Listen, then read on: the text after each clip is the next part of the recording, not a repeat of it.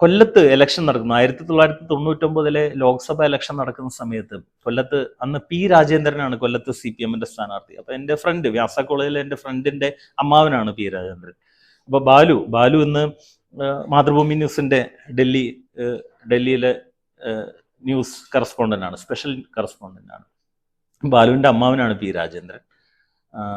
ബാലു പറയുന്നു, നമുക്ക് കൊല്ലത്ത് പോയിട്ട് പ്രചരണം കണ്ടാലോ എന്ന് പറയാം. അപ്പൊ ഞങ്ങൾ പോകുന്നു, കൊല്ലത്ത് പോകുന്നു, പി രാജേന്ദ്രന്റെ പ്രചരണം. അപ്പോൾ ബാലുവിൽ നിന്ന് അറിയുന്നത്, കൊല്ലത്ത് നമ്മുടെ അവിടെ ചെല്ലുമ്പോൾ ബാലുവിന്റെ കൂടെ വന്നത് കാലിക്കറ്റ് സർവകലാശാല കലോത്സവത്തിൽ സ്ഥിരമായിട്ട് കാർട്ടൂണിന് സമ്മാനം കിട്ടുന്ന ആളാണ്, കലോത്സവത്തിന്റെ ചിത്രപ്രതിഭയൊക്കെയാണെന്ന് പറഞ്ഞപ്പോൾ അവിടെ പെട്ടെന്നൊരു ഐഡിയ വരുന്നു, ഇലക്ഷൻ പ്രചരണത്തിന് കാർട്ടൂൺസ് ഉപയോഗിക്കാം എന്ന് ഒരു ഐഡിയ വരുന്നു.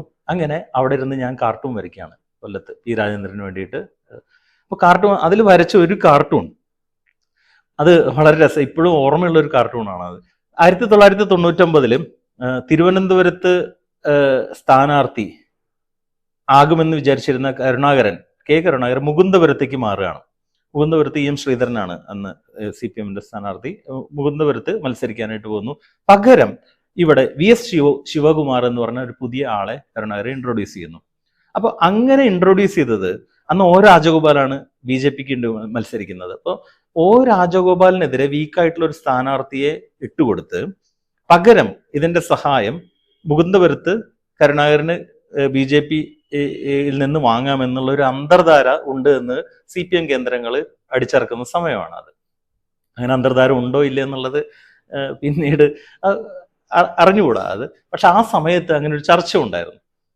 അപ്പൊ അന്ന് EK നായനാരാണ് മുഖ്യമന്ത്രി. അപ്പോൾ EK നായനാര് ഞാൻ വരച്ച കാർട്ടൂൺ കരുണാകരൻ മുകുന്ദപുരത്തേക്ക് ഒരു ബാഗുമായിട്ട് പോവുകയാണ്. അപ്പൊ കരുണാകരൻ കൃഷ്ണഭക്തനാണല്ലോ. കരുണാകരൻ പറയുന്നത് അനന്തപത്മനാഭോ ഗോപാല മുകുന്ദ രക്ഷിക്കണേ, എല്ലാം കൃഷ്ണന്റെ പര്യായങ്ങളാണ്. അനന്തപത്മനാഭോ ഗോപാല മുകുന്ദ രക്ഷിക്കണേ എന്ന് പറഞ്ഞ് മുകുന്ദപുരത്തേക്ക് യാത്രയാകുമ്പോൾ ഇത് നായനാര് വോട്ടർക്ക് ഇന്റർപ്രറ്റ് ചെയ്ത് കൊടുക്കുന്നതായിരുന്നു ഒരു കാർട്ടൂൺ.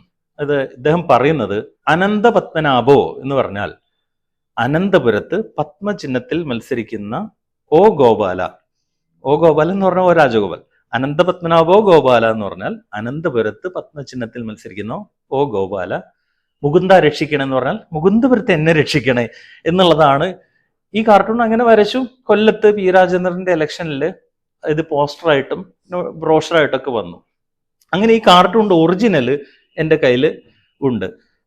ഇതുമായിട്ട് ഞാൻ തൃശ്ശൂര് വന്ന് പിന്നെ ആ സമയത്ത് വീട്ടിൽ നിന്നൊരു ആവശ്യത്തിന് വേണ്ടിയിട്ട് ഒരാളെ COF ചെയ്യാൻ വേണ്ടിയിട്ട് റെയിൽവേ സ്റ്റേഷനിൽ പിന്നെ ചെന്നപ്പോൾ അവിടെ നമ്മുടെ ഞങ്ങളുടെ അയൽവാസിയും സുഹൃത്തും ഞങ്ങളുടെയൊക്കെ ഒരു ആരാധനാപാത്രമായിട്ടുള്ള ജയരാജ് വാര്യർ, ഞങ്ങളുടെ അയൽവാസിയും അടുത്ത നാട്ടുകാരനൊക്കെയാണ്. ജയരാജ് വാര്യരുണ്ട്. അപ്പൊ ജയരാജ് വാര്യരെ കണ്ട് സംസാരിക്കുന്നതിൻ്റെ ഇടയിൽ ഈ കാർട്ടൂൺ പുള്ളി കണ്ടു. എൻ്റെ പോക്കറ്റിലിരിക്കുന്ന കാർട്ടൂൺ കണ്ടിട്ട് പുള്ളി പറഞ്ഞു, ഇത് ഗംഭീര കാർട്ടൂൺ ആണല്ലോ, ഇതൊരു മനോരമയുടെ ഒരു മത്സരമുണ്ട്, അതിനകത്ത് അയക്കണം എന്ന് പറഞ്ഞ് അതേ കാർട്ടൂൺ. അപ്പൊ ജയരാജ് വാര്യരെ പോലെ ഒരാള് അഭിനന്ദിച്ച ഒരു കാർട്ടൂൺ ഞാൻ മലയാള മനോരമയുടെ സംസ്ഥാന കാർട്ടൂൺ മത്സരത്തിന് അയക്കുകയാണ്. കുറച്ച് നാൾ കഴിഞ്ഞ് മനോരമയുടെ റിസൾട്ട് വരുന്നു. സംസ്ഥാന കാർട്ടൂൺ മത്സരത്തിൽ ഈ കാർട്ടൂണിന് 1ാം സമ്മാനം ലഭിച്ചു. മനോരമയിൽ നിന്ന് കോള് വന്നു. അപ്പൊ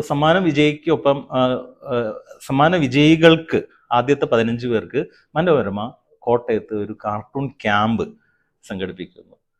അവിടെ ക്ലാസ് എടുക്കുന്നത് യേശുദാസൻ, തോമസ് ജേക്കബ്, പ്രകാശ് ഷെട്ടി അങ്ങനെയുള്ള ആളുകളാണ്. അപ്പോൾ അതായിരുന്നു സത്യത്തിൽ കാർട്ടൂണിലേക്കുള്ള എൻ്റെ ആദ്യത്തെ ഒരു കോച്ചിങ് എന്ന് പറയുന്നത്. ശരിക്കും ഞാനൊരു പത്രസ്ഥാപനത്തിലെ കാർട്ടൂണിൻ്റെ ഒരു സീരിയസ്നെസ്സിനെ പറ്റിയിട്ട് അല്ലെങ്കിൽ അതിൻ്റെ പ്രാധാന്യത്തെക്കുറിച്ചൊക്കെ മനസ്സിലാക്കുന്നത്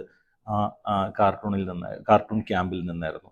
അത് വരയുടെ രീതികളെ കുറിച്ചൊക്കെ കൃത്യമായിട്ട് പറഞ്ഞു തന്നത് യേശുദാസൻ സാറാണ്, തോമസ് ജേക്കബ് സാറാണ്.